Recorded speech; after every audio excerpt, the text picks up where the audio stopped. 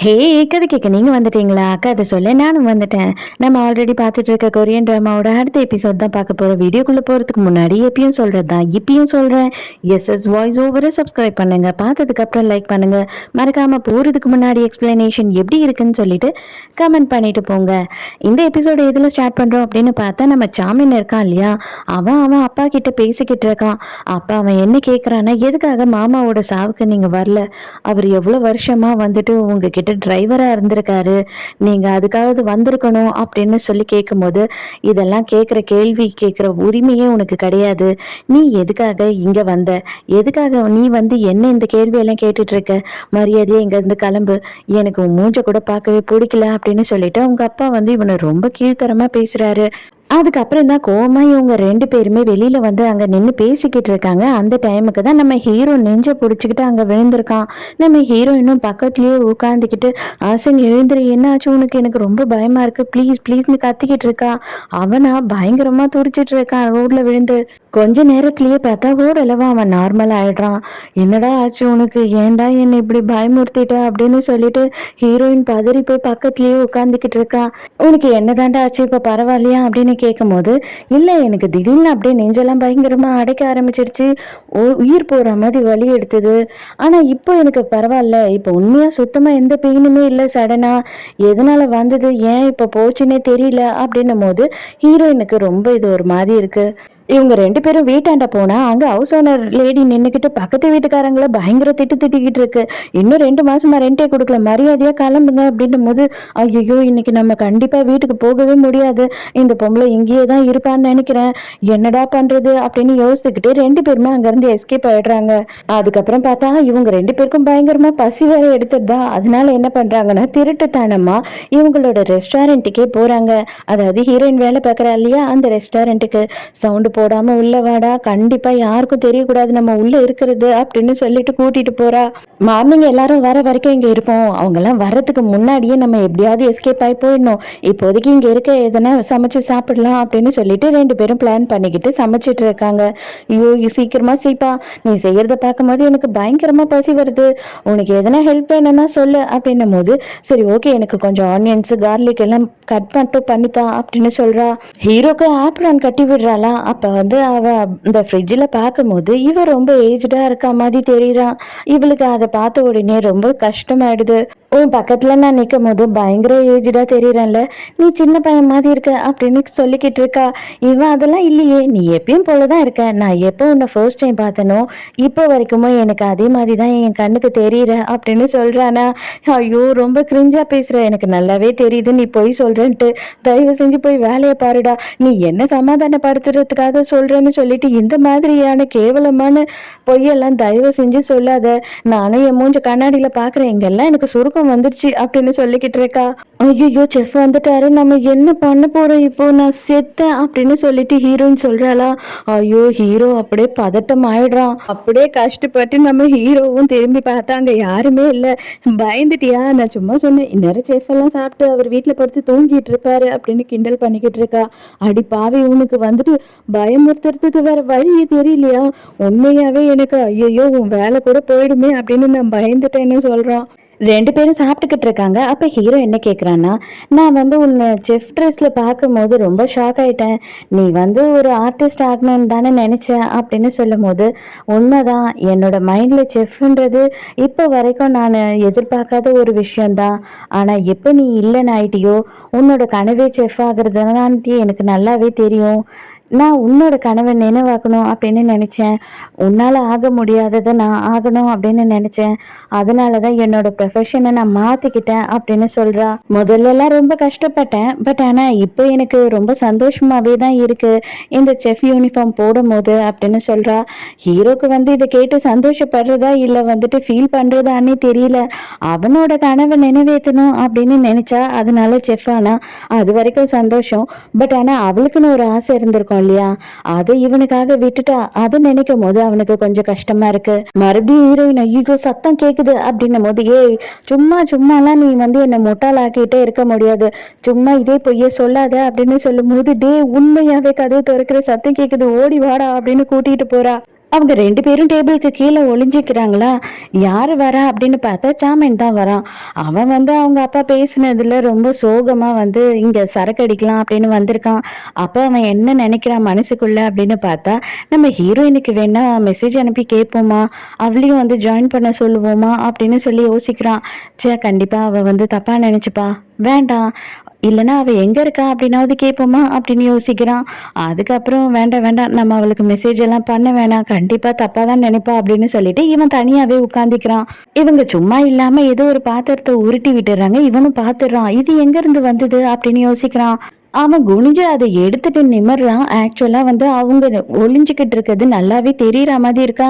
அதனால எங்க அவன் கவனிச்சிட போறானோ அப்படின்னு சொல்லி அவனை டைவர்ட் பண்ணணும்னு நம்ம ஹீரோயின் மட்டும் வந்து நின்னுக்கிறா.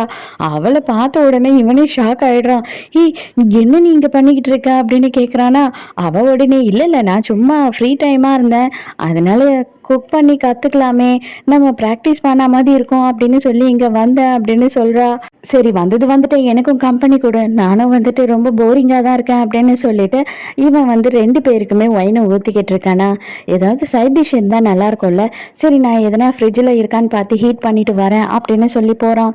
அவன் போன உடனே இவன் ஹீரோ வந்துட்டு, இது பாரு அவன் கூட நீ குடிக்க கூடாது, இதை குடிக்கணும் அவ்வளவுதானே, நான் குடிக்கிறேன் அப்படின்னு சொல்லிட்டு அப்படியே எடுத்து கல்பா அடிச்சிடுறான். டேய் என்னடா நீ பண்ணிக்கிட்டு இருக்க அப்படின்னு சொல்றாளா. மறுபடியும் இவன் அங்கேயே போய் ஒளிஞ்சுக்கிறான். சாமன் வந்த உடனே கிளாஸை பாக்குறான். என்னப்பா என்ன இப்படி குடிச்சிட்டியே நான் வரத்துக்குள்ளேயே அப்படின்னு சொல்லி கேக்குறானா. ஐயோ சாரி பாஸ், ஆக்சுவலா எனக்கு ரொம்ப தொண்டெல்லாம் ஒரு மாதிரி இருந்ததா, அதனாலதான் நான் அதை எடுத்து வேகமா குடிச்சிட்டேன், என்ன தப்பா நினைச்சுக்காதீங்க அப்படின்னு சொல்லும் போது, அப்படியா சரி ஓகே விடு, ஒன்றும் பிரச்சனை இல்லை, மறுபடியும் நான் உனக்கு ஒயின் ஊத்துறேன் அப்படின்னு சொல்லிட்டு மறுபடியும் ஒயின் ஊத்திட்டு, நான் ஹீட் பண்ணதை எடுத்துட்டு வரேன் வெயிட் பண்ணு அப்படின்னு சொல்லிட்டு உள்ள போறான். மறுபடியும் வந்து காண்டா எடுத்து குடிச்சிடுறானா. குடிச்ச உடனே ஹீரோயின் சொல்றா, ஏன்டா இப்படி பண்ணிக்கிட்டு இருக்க, இது முடியாம போக முடியாது, கண்டிப்பா அவர் என்கிட்ட கம்பெனி கொடுன்னு கேட்டிருக்காரு, இந்த பாட்டில் தீர்ற வரைக்கும் நான் இருந்து கம்பெனி கொடுத்துட்டு தான் கிளம்ப முடியும், இந்த மாதிரி பண்ணாத ப்ளீஸ்டா அப்படின்னு சொல்லும் போது அந்த முழு பாட்டிலையும் ஊத்தி ஊத்தி குடிச்சிட்டு கொஞ்சோண்டு மட்டும் அதுல வச்சுட்டு மறுபடியும் போயிடுறான். என்னப்பா நீ கிளாஸ்ல இருந்தது குடிச்சது மட்டும் இல்லாம பாட்டில்ல இருக்கிறது இவ்வளோத்தையும் குடிச்சு வச்சிருக்க அப்படின்னு சொல்லி அவன் கேட்கும் போது, ஆக்சுவலி அது என்னன்னா என்ன சொல்றதுன்னே தெரியலையே, ஐயோ வசமா இவன் சிக்கி விட்டுட்டான் என்ன அப்படின்னு சிரிச்சுக்கிட்டே இருக்கா. அதுக்கப்புறம் பார்த்தா சாமின் அப்படியே ஷாக் ஆயிடுறான், ஐயோ அப்படின்னு. அப்பதான் ஹீரோயினே திரும்பி பாக்குறா. பார்த்தா ஹீரோ வந்து பின்னாடி நின்றுகிட்டு இருக்கான். அவனுக்கு கண்ணை கூட முழுசா திறக்க முடியல. ஹலோ மிஸ்டர் சாமன், நான் வந்துட்டு ஆக்சுவலா எதுக்கு இங்க வந்தேன்னா அப்படின்னு சொல்லி அவன் உளர பாக்குறான். பட் ஆனா ஹீரோயின் கடைசியா எல்லா உண்மையும் சொல்லிடுறா. எங்களுக்கு இன்னைக்கு நைட்டு வேற எங்கேயும் தங்குறதுக்கு இடம் இல்லை, அதனாலதான் நாங்க 2 பேரும் இங்க வந்துட்டோம், தயவு செஞ்சு எங்களை மன்னிச்சிருங்க, இவன் வந்துட்டு இந்த மாதிரி லூசுத்தனமா பண்ணிட்டான், இவனுக்கு ரொம்ப போதையாயிடுச்சு அப்படின்னு சொல்லிக்கிட்டு இருக்கா. ஹீரோ ஃபுல் மட்டை ஆயிடுறானா. அதனால நம்ம சாமின் என்ன பண்றானா, அவனோட வீட்டுக்கு கூட்டிட்டு போயிட்டு ஹீரோவை அங்க படுக்க வச்சிடறான். இன்னைக்கு நைட்டு ஒன்றும் பிரச்சனை இல்லை, நான் இவனை பாத்துக்கிறேன், உன்னோட ஃப்ரெண்டு வீட்டுக்கு போறேன்னு சொன்னியே, உன் ஃப்ரெண்டு வீடு இங்க இருந்து கிட்டையா, ஒன்றும் பிரச்சனை இல்லையா அப்படின்னு கேட்குறான். ஐயோ அதெல்லாம் ஒரு பிரச்சனையும் இல்லை, என் ஃப்ரெண்டு வீடு இங்க இருந்து ரொம்ப பக்கம் தான், நான் டக்குன்னு போயிடுவேன், எனக்கு வந்துட்டு என்ன கஷ்டமா இருக்குன்னா நான் உங்களை ரொம்ப கஷ்டப்படுத்துறணும்னு இருக்கு, தயவு செஞ்சு என்னை மன்னிச்சிடுங்க, நாளையில இருந்து இந்த மாதிரி எந்த ஒரு தப்பும் நடக்காது அப்படின்னு சொல்லிட்டு அவ அங்க இருந்து கிளம்புறா. இங்க போயிட்டு ஃப்ரெண்டு கிட்ட எல்லாத்தையும் ஓலறிட்டு இருக்காளா. என்னது நீ கசின் நான் சொன்ன அவன் உன்னை சும்மாவா விட்டான், ஹீரோ கத்துன்னு கத்திருப்பானே அப்படி இப்படின்னு சொல்லி கேள்வி கேட்டுக்கிட்டு இருக்கா. சரிடி நீ 1000 டென்ஷன்ல இருக்க, உன்னோட அழகை பத்தி நீ கவலையே பட மாட்டேற, ஆனா உன்னோட ஃப்ரெண்டா நான் வந்து அதை பத்தி கவலைப்படுறேன், அதனால தயவு செஞ்சு படு, உன்னோட ஃபேஸ் பூராவும் நான் வெள்ளரிக்காய் வைக்க போறேன், நீ ரிலாக்ஸா வாயே திறக்காம கொஞ்ச நேரம் ரெஸ்ட் எடு அப்படின்னு சொல்லி இவன் மூஞ்சி பூராவும் வெள்ளரிக்காய் வச்சுட்டு அவ குளிக்கிறதுக்கு போயிடுறா. அந்த டைமுக்கு கதவு திறந்தே இருக்கவே பார்க் வேற நேரா உள்ள வந்துடுறாரு. வந்த உடனே நம்ம ஹீரோயினை ஜோனு நினைச்சுக்கிறாரு. மூஞ்சி பூரா வெள்ளரிக்காய் இருக்கவே, ஓ ஃபேஷியல் பண்ணிக்கிட்டு இருக்கியா, அப்பனா நீ பெருசா எதுவும் பேச மாட்ட, அதனால என் மனசுல இருக்கிற எல்லாத்தையும் நான் பேசிடுறேன், தயவு செஞ்சு வந்து என்னை மன்னிச்சிடு, நான் வந்து ஒரு வாரமா தூக்கமே இல்லாம இருக்கேன் தெரியுமா, எப்ப நமக்குள்ள அந்த விஷயம் நடந்ததோ அதுல இருந்து எனக்கு தூக்கமே இல்லை, நான் உன்கிட்ட மன்னிப்பு கேட்கறதா இல்ல என்ன சொல்றது அப்படின்னு எனக்கு தெரியல, தயவு செஞ்சு என்ன தப்பா நினைச்சிடாத. நான் வேணும்னு அந்த விஷயத்த பண்ணவே இல்லை.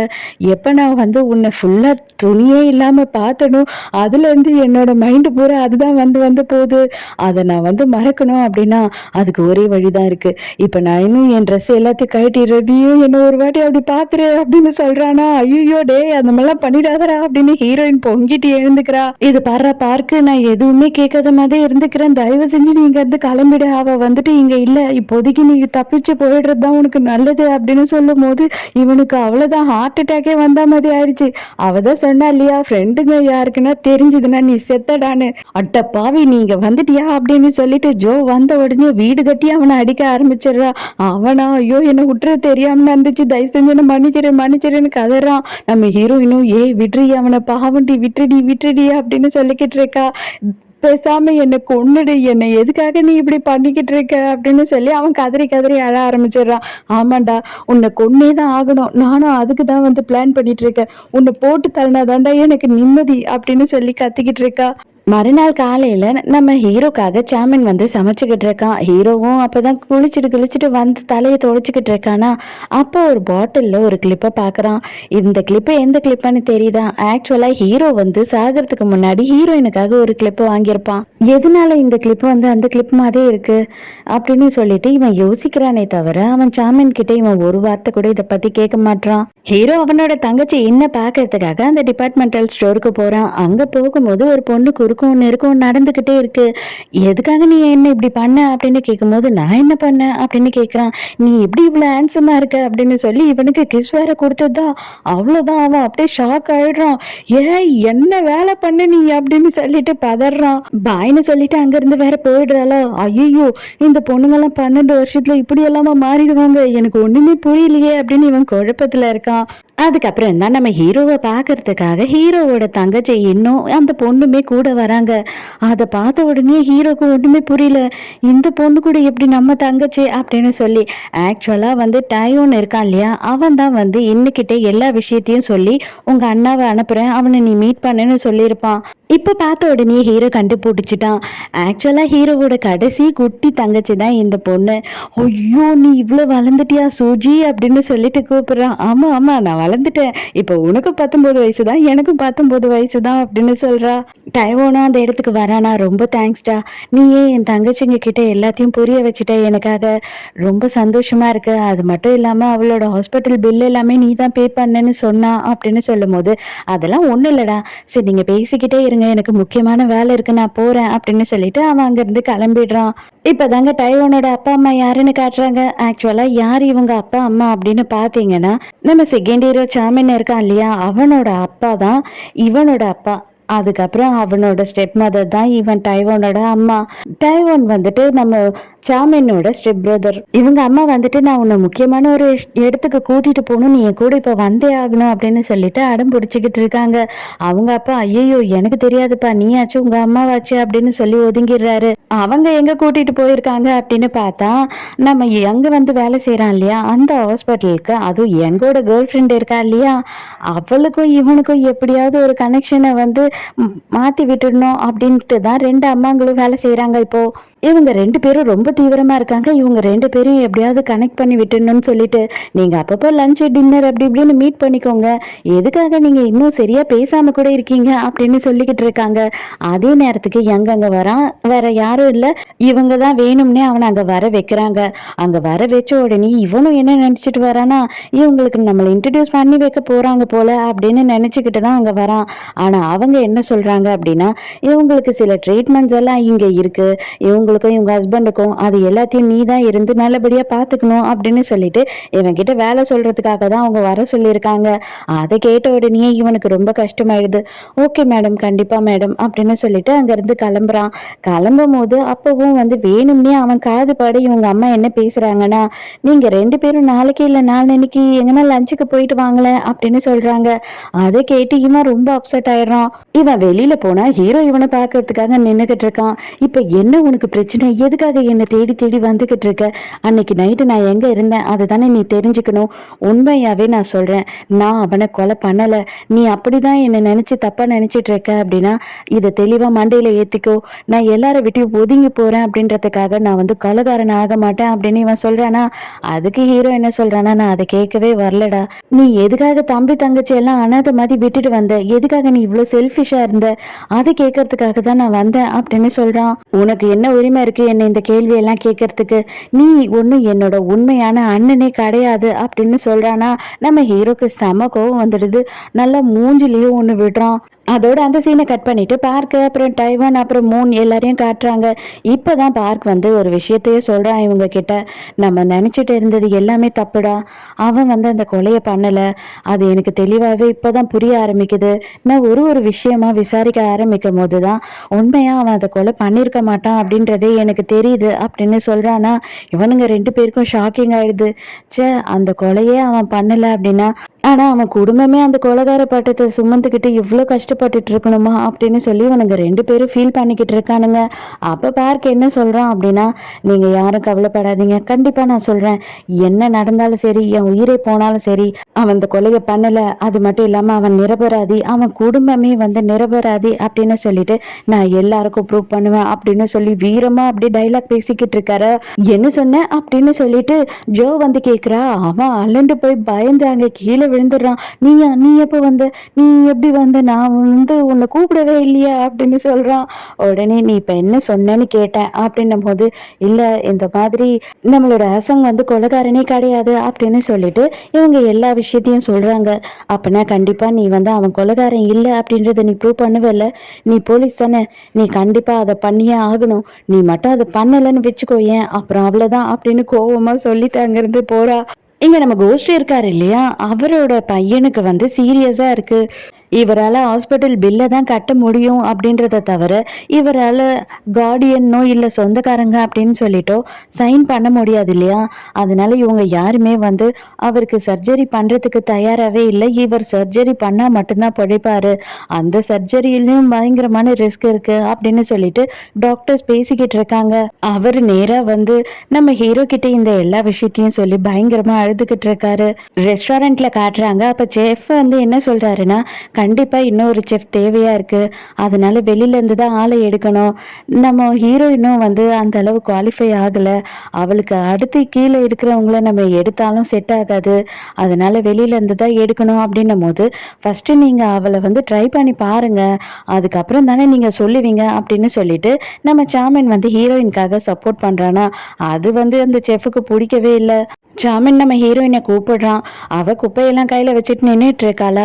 நீ நேத்து பண்ணது பெரிய தப்பு. நேத்து இந்த விஷயத்த நான் விட்டுட்டேன். ஒரு அவுட் சைடரை கூட்டிட்டு நம்ம கிச்சன்ல நீ இருக்க வச்சதே பெரிய தப்பு அப்படின்னும் போது தயவு செஞ்சு என்னை மன்னிச்சிடுங்க, நான் வேற வழி இல்லாம நேத்து அதை பண்ணிட்டேன் அப்படின்னு சொல்லி ஹீரோயின் மன்னிப்பு கேட்கிறா. நீ எவ்வளவு நாளைக்கு இன்னும் இந்த குப்பையெல்லாமே போட்டுக்கிட்டு இருக்கலாம் அப்படின்ற முடிவுல இருக்க.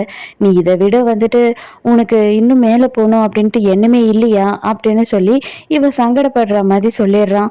ஹீரோயினுக்கு ரொம்ப கஷ்டமாயிடுது. ஸோ இதோடையே இந்த எபிசோட் முடியுது. இந்த எபிசோட் உங்களுக்கு பிடிச்சிருந்ததா, என்னோட எக்ஸ்பிளனேஷன் பிடிச்சிருந்ததான்னு சொல்லிட்டு மறக்காம எனக்கு கமெண்ட்ல சொல்லுங்க. ஸோ நாளைக்கும் மறக்காம கதை கேட்க வந்துருங்க. நானும் மறக்காம கதை சொல்ல வந்துடுறேன். பாய்.